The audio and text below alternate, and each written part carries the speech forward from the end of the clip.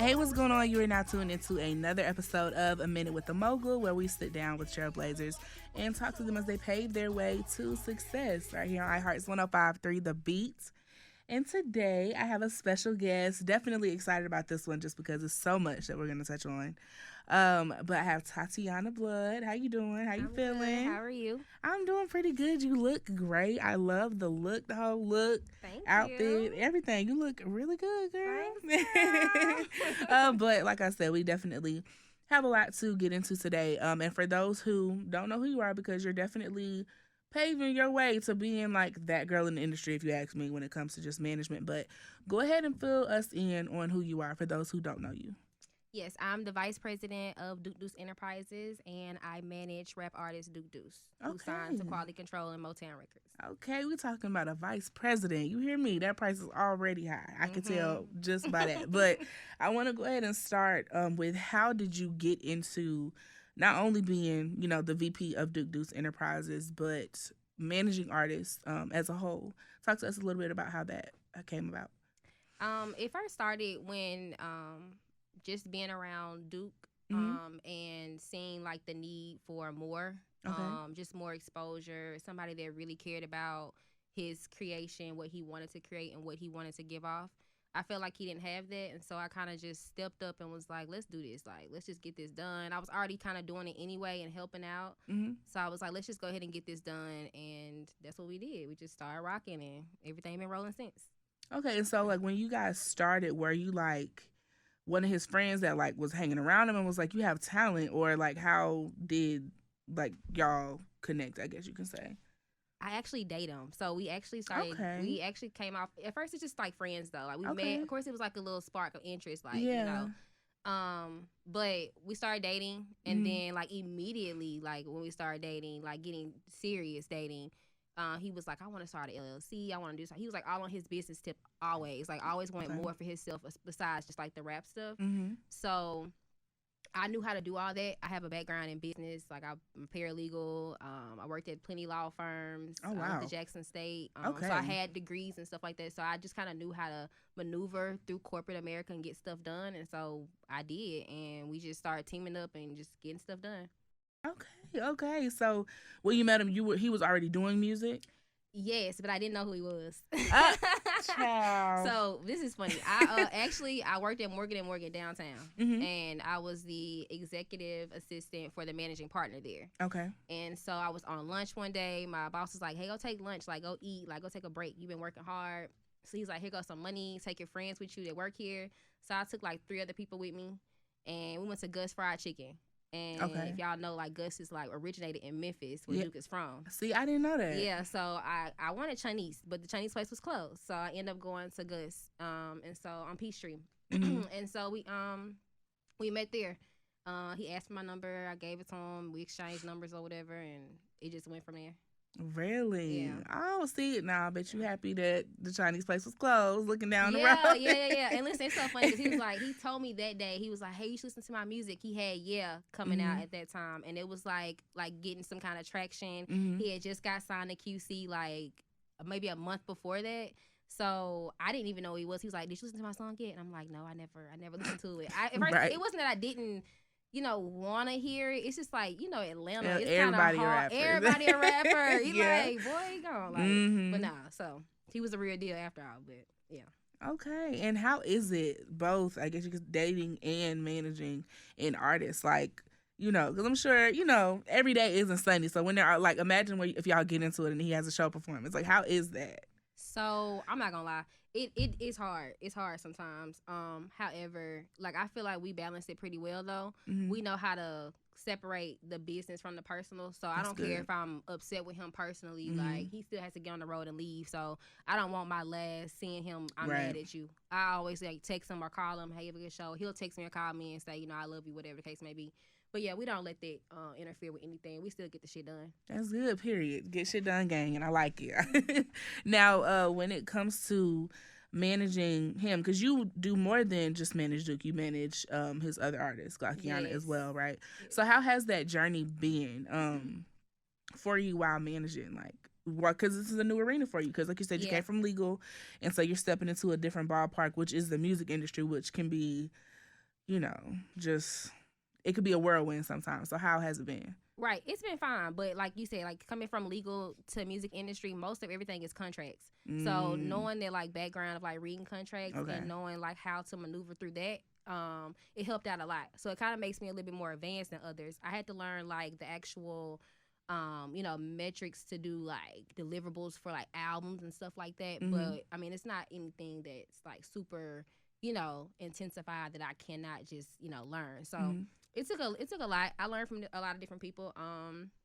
I definitely learned from Simone and Amber at QC a lot. If I ever had any questions, they were always like dependable, and Tamika as well. They were always dependable, so I could always just go to them, ask a question. They kind of guided me through everything. Yeah. And so now I'm just, everybody call Tati when they want something done because they know I'm gonna get it done. Okay, period. And and it's good that you had women at QC that definitely took you in like that, because we know how women can be a lot of the time, and it can be a very much crab in a barrel type situation. So the fact that they were even willing to, come in and take you with open arms and teach you the game so you can know how to run your own empire, because it's not just Duke Deuce, it's an enterprise. Right. As you were explaining before. And so working with just like quality control, being his manager, also balancing your personal life, like what are some challenges that you think that you face doing this music stuff, like managing and wearing the many hats that you do wear? I feel like the most challenging thing is being a woman. It's going to sound really cliche, but being a woman in the music industry, it's hard because men feel like they can just like pull their nuts on you. Yep, they feel like they can play with you until you show them. They can play with you and say like, me, like I'm smart, so I'll let you talk your way into thinking that you played me, and you can play checkers. I'm gonna play chess, and then I'm gonna win. Because you got to come back to me eventually. Like everybody knows that, like if you say something to me, and you go back and say something to somebody else, they're gonna call me and tell me, because you know what I'm saying, I'm replicable. Like people come to me and they tell me, everything. So it's like, for me, it's just men pulling their nuts, really. Yeah. And so when it comes to dealing with men who do try to like pull their nuts or drop their nuts or whatever, how do you deal with that? Like, I know you said that you always hear about it, but when it comes, let's say you come face to face with the same person that tried to play you, like how do you deal with that situation? Or is it one of them, I don't got to deal with nothing, but it gets handled type of thing? Yeah, I don't have to do much. It get handled. Like, and I honestly, like, most of the time, though, like, I'll say something, like, I'm not going to get smart, but I'm not going to go back and forth with you. Because, you don't want that stigma of, she just being, like, just because she a woman. But, I definitely let them know, for sure. Because you got to come back to me. You're going to need me in the end. You're going to need me to do something. You're going to need my contact. You're going to need my artist. You're going to need something in the end. So, when you come back, I'm going to let you know what you did. And that you came back. Child. So, better to have me on your team than not have me on your team. Hey, look, you heard it first. She is not one of them to be playing with, because it'll always get handled at the end of the day. And now I do know that there's a lot going on, because you have your artist Duke Deuce, who's about to drop MM3, of course. A lot going on. I want to know, where is your mental health on a scale of 1 to 10? Like, where do you think it's at right now? I'm at a 10, but I pray, girl. Good. Oh, see? Okay. Stay close to the cross, and you don't have to worry about nothing. That's what my grandma told me, child. I pray, and like you mentioned me and Duke dating. Like, he's a very spiritual person, so like we definitely pray a lot. Okay, good. And then I have like praying parents. You know what I'm saying? Like, I grew up in the church, and I don't like really dwell too much on negativity. Like, I say what I if I say something, I'm saying it and it's done. Like, we not talking about it no more. Case closed. So like, I don't hold on to anything really. I really pray. Definitely, I've honestly went to counseling. Just being in the industry alone, like, it's a lot. But I mean, hey, new levels, new devils, and you learn how to get through them. Ain't that the truth? And I'm not one to ever say, if you need help, get help. Like, don't sit there and suffer in silence. So a lot of prayer, counseling on Thursday. Shout out to my counselor. Okay. Shout out to the counselors. I think I'm starting to find out, like, as I talk to more of my friends as we're getting older, I find out that so many of my friends are going to therapy. Yeah. Because they know that it don't necessarily have to be something wrong, but they know that it helps, with whatever it is they got going on, and it helps them better navigate. Like, one of my friends just told me that he's going to therapy like 2 weeks ago. Yeah. And that made me feel really good. Just that, you know what I'm saying? He just said it helps me keep stable, keep saying he has a lot going on. And so I definitely do, applaud people who do go to therapy. I was looking into it myself, Yeah. just because, like you said, the industry can be a lot. Day-to-day life can be a lot, and media personality is a different side of things. But Right. I mean, you know, stuff still goes on. And now when you I know because you talked about being grown up in the church. Yeah. And so how was that when it came to, you know, you joining something as, what's the word?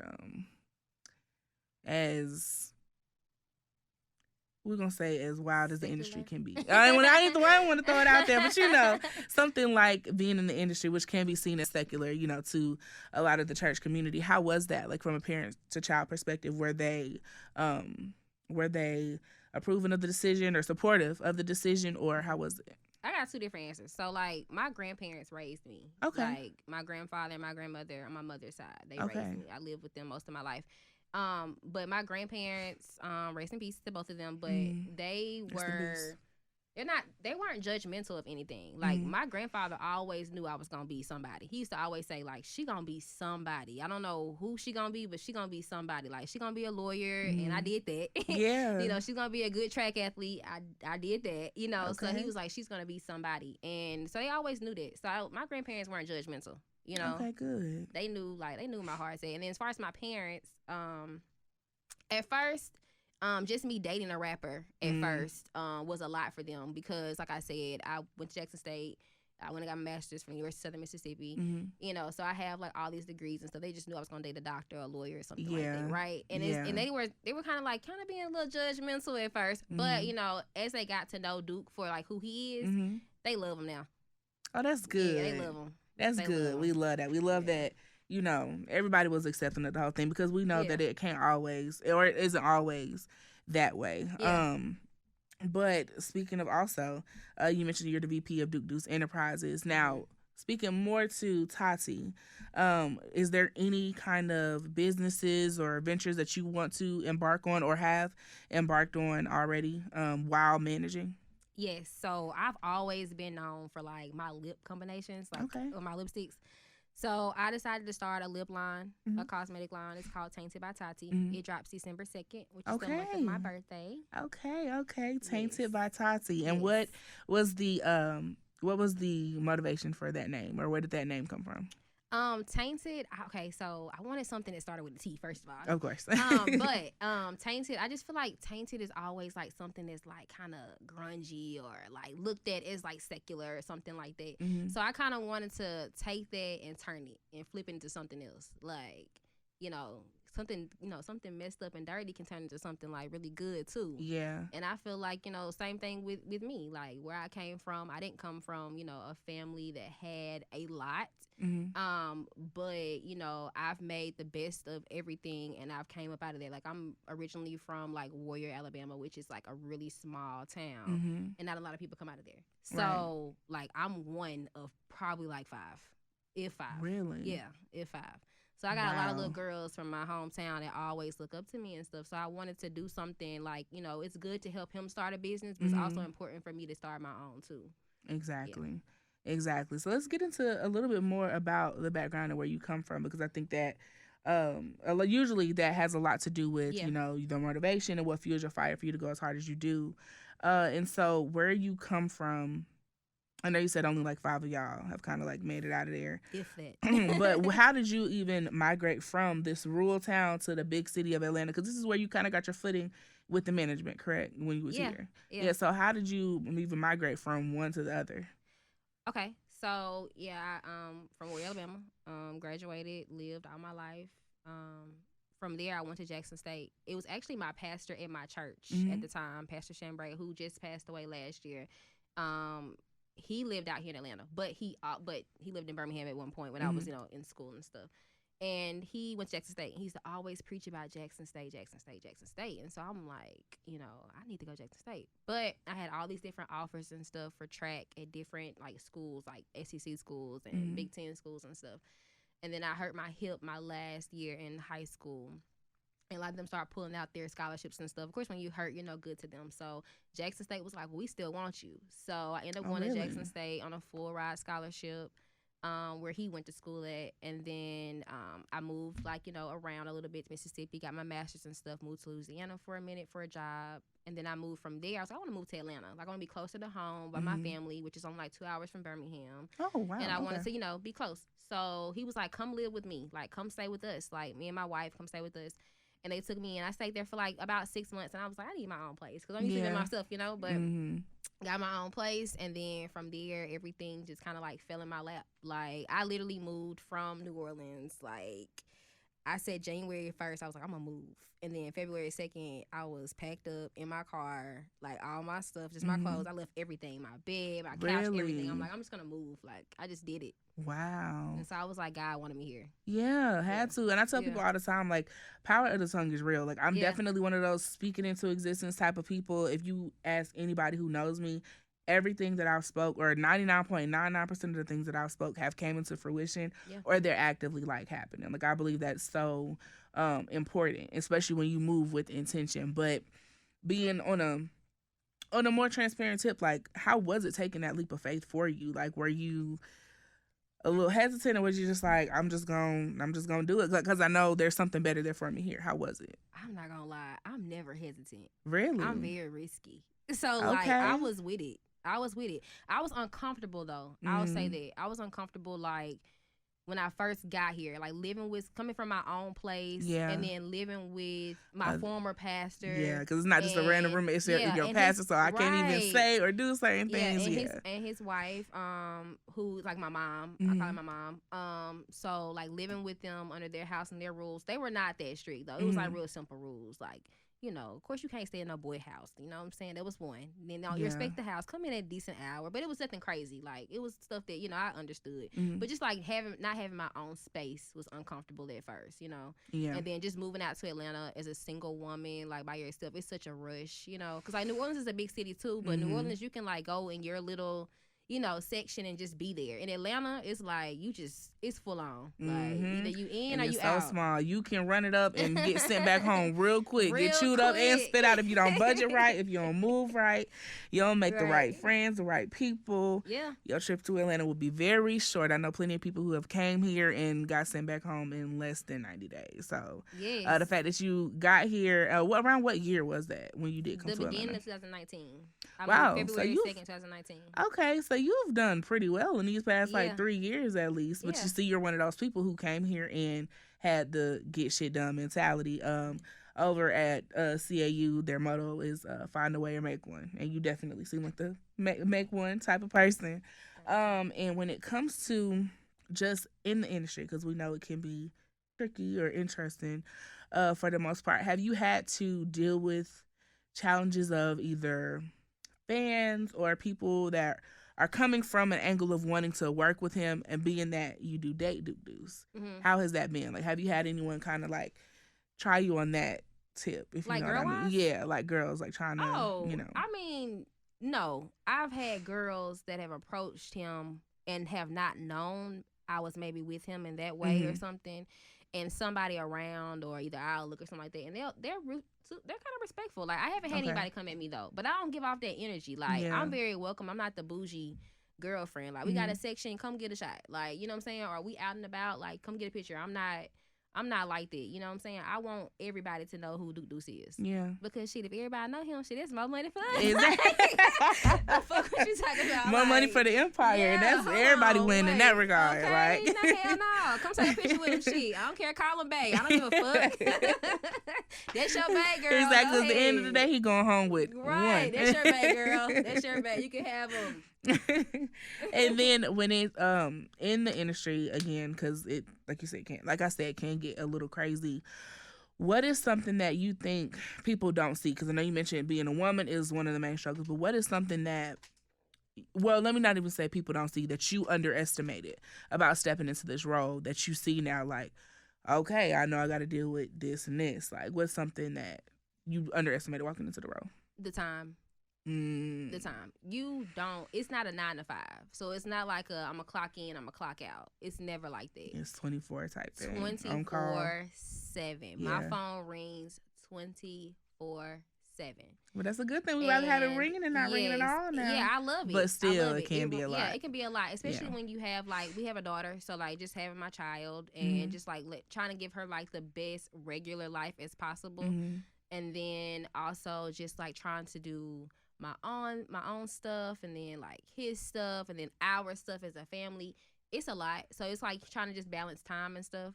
But I'm pretty organized. Like, I have a calendar, and I have different colors on my calendar. Okay. Because everything means something. Yeah. And so when my calendar is in orange, it's personal time for my family. So everybody knows, like, don't call me, leave me alone. Right. But yeah, it's just time. I underestimate the time for sure.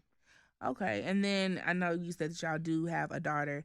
Does she know, like, that her dad is a celebrity, or is it like, is she not really seeing it yet? Because you did mention she's around 7. So how is that? Like, is she in it like, oh, wait a minute, now we're going backstage, like, this is fun? Or, you know what, that girl is 7, but she's like 27. Really? She understands everything. Yeah. Okay. Ocean understands everything. Like, she gets it. You know, sometimes she'll be kind of like thrown back, like, they calling your name, daddy. Or they saying, you know, your ad-lib, daddy. Why they doing that? Yeah. Or she be like, what's going on? You know them, daddy? But she's very protective of her dad. So, like, yeah, she should. It's not me that everybody needs to worry about, the girls. It's Ocean. Because Ocean, he was on Versus stage, and he was with his former assistant at the time on stage. And Ocean she was new, so Ocean didn't know who she was. And we were watching on TV, and Ocean said, Tatiana, who is that? Who was that girl by my daddy? And I was like, oh, that's his assistant. It's okay. And she was like, oh, because I was going to call my daddy. Oh, no, and she didn't. Yeah, she's very protective of her dad. She don't play that. Yeah, so it's not security that y'all folks need to be worrying about. It's Ocean. It's Ocean.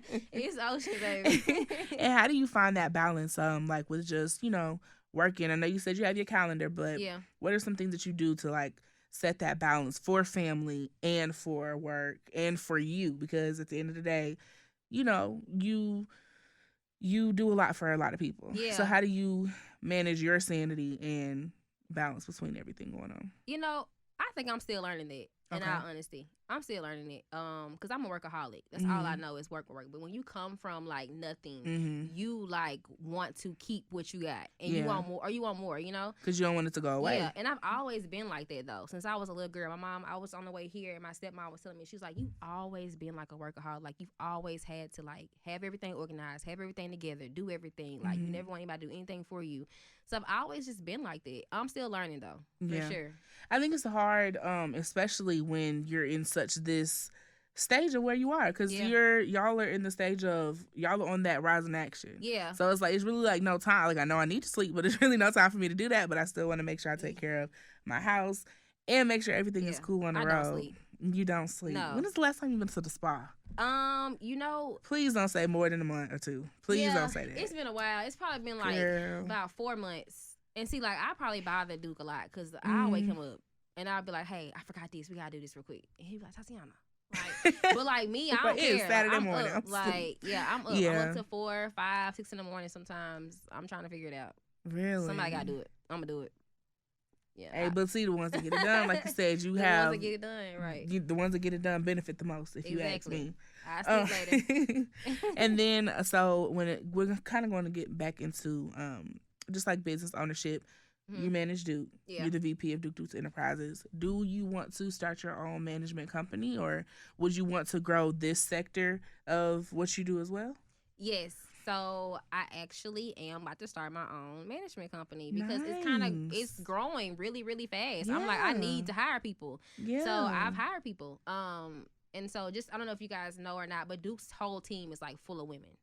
So like I hired everybody. I love like, but I mean, we get shit done, you know? Yeah. Like his DJs, women. His the twins. Yeah, I know them. I know them personally, actually. So they're dope. Like, they're hard bodies. So when I seen them on the stage, I was like, oh snap! Like, I know them. And so was that intentional though? Like making sure he was surrounded by women to take care of the business? I'll say, as far as the Toots go, Duke wanted them originally at first when he first started, but he had a former DJ and they were being nice and was like, no, we want you to stay with him, but he was like, he really wanted them. Yeah. So it didn't work out with that DJ, and I fired him. And because I don't mind. Okay, I was like, we was about to get into that. Mind. First time you don't show up to work, fired. Ain't got time. No call, no show. But no.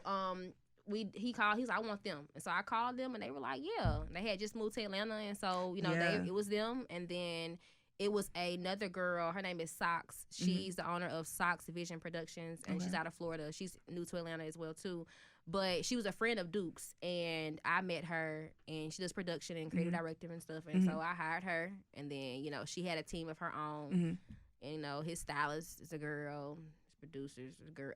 Everybody's a girl. Like everybody. Because I just think women just know how to make shit happen. If you ask me, we do. And every artist that I know personally who came up to the station or I've seen at different events or whatever, the ones who have the women on their team, no room for error. Like there's everything is tip top in shape, and them women do not play about their business. And I think for me, not only do I love to see female artists win, but I love to see female women about their business win too. Right. I feel like it's kind of throwing people off a little bit how there are so many women, black women, taking over and kind of like stepping in these roles, being executives, being managers, being VPs. Yeah. And so with your agency that you're set to start, it is going to be, is women going to be your kind of MO to get employed? Yes. Actually, that's crazy because I actually have always wanted to have like a woman-owned empire. Really? Since I was very little. Like I wrote it down in my book. I still have the journal. That's and so amazing. I thought I wanted to be a lawyer, and so I went to law school and I hated it. I was like, I can't do this. I gotta get out, mama. Like I can't do this. She's like, you sure? Well, I can't do it. I hate it. But I wanted to have like just this big facility, this corporate facility, just full of women that did everything. I wanted to be like a one-stop shop, like a lawyer here or a manager here, this there. Like I wanted to have everything in it, and so I was like, I can still do that. I just ain't gonna be the lawyer this time. I'll be the manager. Exactly. So I was like, I can still do that. I woke up, I'm gonna still do that. So, but now with a lawyer, you know what to look for though. Yeah. Like if there's a girl who really know her legal or if she trying to fake it just to get in, inside of the I have somebody in mind already. Really? Yes, okay. And when can we expect this agency launching? Is it like a next year type of thing or like? Because you got a lot with the project rolling out. Yes, it's gonna actually be in January. Okay. Yeah, we're gonna have a seminar and everything. I've already got everybody in place. I'm just ready to get it done. Okay. Cool. Okay. And one of my last few questions: what is your motivation? Like I know you talked about the little girls from your hometown and stuff like that, but what keeps you motivated on the days where it's not so glamorous, you're sleep deprived, and you still have a shit ton of things left to do for not just Duke but everything else going on? What keeps you motivated? Me. I owe myself that. I owe myself that much. I feel like I've done so much for other people my whole entire life that I owe it to myself to give myself something and make myself happy, do something for myself. So honestly, me, like aside from my hometown and my family, just me and, my morals and what I'm sticking to and what I want for myself. Okay. And is there anything in the near future? Well, we kind of talked about the agencies that you have and stuff going on already, but what is something that you want out of this life from doing the management of several things, wearing these different hats? What is something you want out of this? Baby, I want to be a legend. Okay. That's an why icon, a mogul, which is why you're here. A mogul, with yes. The mogul. Yes. Okay. Well, I definitely want to thank you so much for stopping by the studio to come and chat it up with me. And like I said, I love to see women in these positions of winning. And when Max told me about who you are, I was like, I have to, in the role that you played, I was like, I have to talk to her because it's not often, at least in these stages anyway, where it's women who manage with free time to come and, chat it up. So I definitely do appreciate you stopping by. And go ahead and give us our socials are you on social where people can follow you? Okay. My social is Tatiyana Blood. It's spelled Tatiyana Blood, BLOOD. All right. And is there a social page for Taina by Tati, or they just need to follow you to keep up with that? Just follow me to keep up with it. Yes, okay. There it is. All right. Thank you so much for stopping by. Definitely hope to see you in these streets soon. And catch us next time on another episode of A Minute with the Mogul.